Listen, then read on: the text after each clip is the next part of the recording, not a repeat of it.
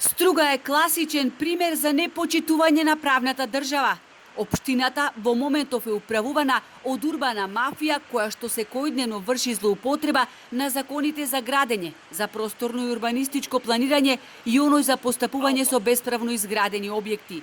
Со амин на советниците од СДСМ и ДУИ се носат планови за задоволување на бизнис интереси на поединци. Жестоко реагираат советниците од ВМРО-ДПМН, откако деновиве на потегот од Струга до Калишта се уништи цел појас Трски, за да се тампонира самиот брег.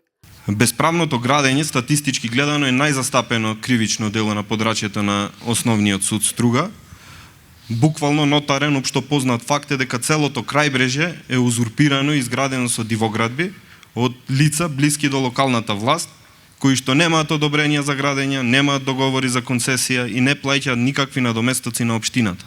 Гласот го кренаа и од граѓанската иницијатива Охрид СОС, посочувајќи дека собственик на хотел, кој е изграден на влезот во селото Радожда, узурпирал селско место, Седо езеро, за изграда на паркинг и плажа. Со механизација е прекопан брегот, а на површина од 200 метри квадратни е поставен тампон од песок и бекатон плочки.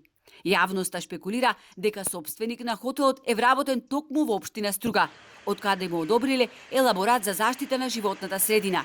И ова е само еден случај.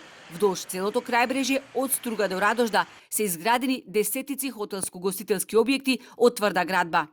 Зачудува и незаинтересираноста или неможноста на државниот инспекторат, ниту пак на инспекторите кои што би требало да действуваат по службена должност на локално ниво, изостанува нивниот ефект, бидејќи навистина или се немочни, или пак воопшто немаат ниту увид во она што се работи, ниту имаат желба да реагираат на терен. Објекти никнуваат најчесто без соодветна документација, а нема правна разврска, нити пак некој сноси одговорност, велат нашите соговорници. Класичен пример е одобрението за градба на спортска сала на самото крајбрежје, кој го издаде Мерко, иако нема детелен урбанистички план.